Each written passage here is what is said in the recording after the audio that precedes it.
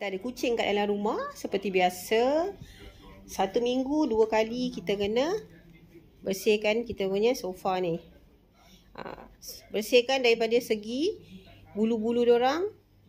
Dan kalau diorang suka nak mencakar-cakar korang punya perabot tu, make sure 2 minggu sekali yang korang buat thoroughly pembersihan tu, kena spray dengan cat deodor spray refill ni.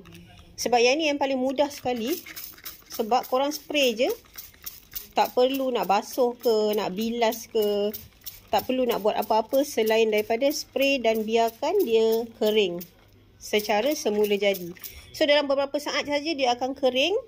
Dan yang best sekali, cat deodor spray refill ni boleh elakkan korang punya kucing kesayangan korang yang comel meloteh sangat ni, gemuk gebu gebas ni, daripada cakar korang punya sofa ni. Jadi sofa korang ni bolehlah tahan bertahun-tahun jimat. Sama juga dengan langsir, spray juga. Sebab diorang ni suka nak bergayut kan dekat langsir. So bau ni akan elakkan diorang ni daripada bergayut dekat korang punya langsir ataupun cakar korang punya sofa ni. Okay, cepat. Order hari ni, esok saya post.